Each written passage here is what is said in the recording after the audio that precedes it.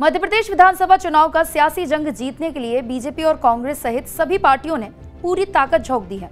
BJP के पक्ष में माहौल बनाने के लिए पीएम मोदी और अमित शाह हर संभव कोशिश कर रहे हैं, तो कांग्रेस की वापसी के लिए गांधी परिवार भी मैदान में उतर गया है।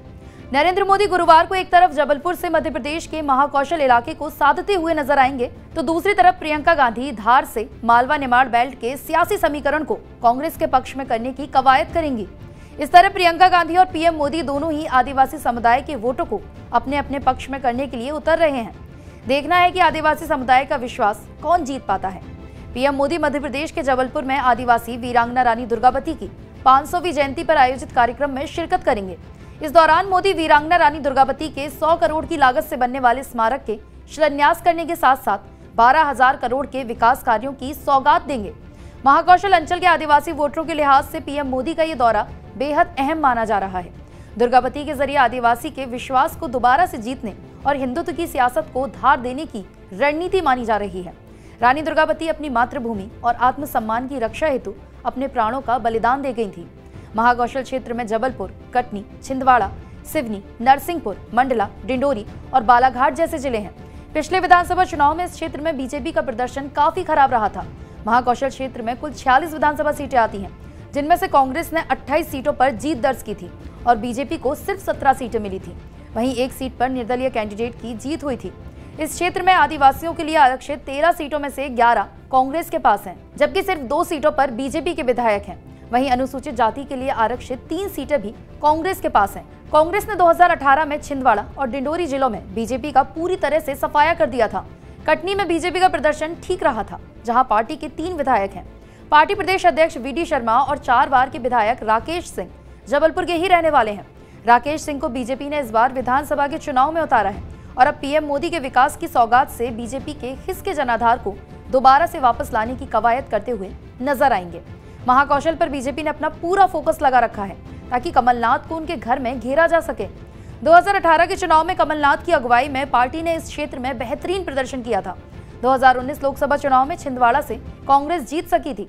बीजेपी के महाकौशल क्षेत्र में आदिवासी वोटों के खिसकने की वजह से हार का सामना करना पड़ा था। इसके बाद से बीजेपी ने कमलनाथ को उनके घर में ही घेरने की रणनीति पर काम करना शुरू कर दिया है।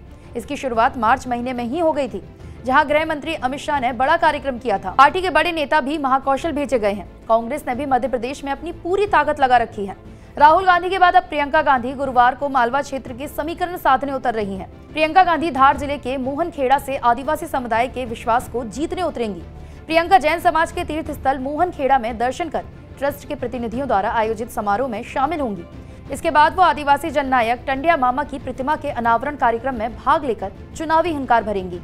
प्रियंका गांधी की राजगढ़ रैली में इंदौर सहित 9 जिलों में आने वाली 5 लोकसभा और 41 विधानसभा सीटों के पदाधिकारियों को बुलाया गया है। इसमें विधायक, पूर्व विधायक और पूर्व सांसद शामिल है।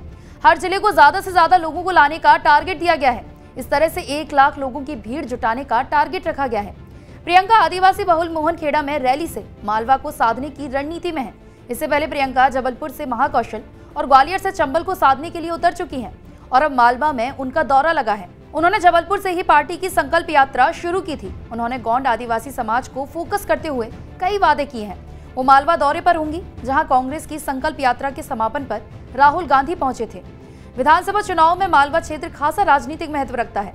मालवा निमाड़ में कांग्रेस के पास 36 सीटें हैं, जबकि बीजेपी के पास 28 सीटें हैं। निमाड़ को 2 सीटों पर निर्दलीय विधायक हैं। मालवा बेल्ट आदिवासी बहुल माना जाता है। ऐसे में राहुल गांधी और प्रियंका की रैली कराए जाने के सियासी मकसद को समझा जा सकता है। मध्य प्रदेश में आदिवासी समुदाय काफी अहम है। राज्य की कुल 230 सीटों में से 47 सीटें आदिवासी वर्ग के लिए आरक्षित हैं, लेकिन उनका प्रभाव 80 से ज्यादा सीटों पर है। 2018 के चुनाव में आदिवासी वोटरों के छिटकने के चलते ही भाजपा को सत्ता गंवानी पड़ गई थी। पिछले चुनाव में 47 में से 30 सीटें कांग्रेस ने जीती और 16 सीटें बीजेपी के खाते में गई, जबकि 1 सीट निर्दलीय के खाते में गई थी। आदिवासी समुदाय एमपी में मालवा निमाड़ में सबसे अहम माने जाते हैं। आदिवासी समुदाय के लिए सुरक्षित 47 सीटों में से मालवा निमाड़ में 22 सीटें आती हैं। आदिवासी वोटों को लेकर दोनों ही दलों की चिंता की बड़ी वजह यह है कि आदिवासी समुदाय का रुझान फिलहाल बेहद नकारात्मक दिख रहा है।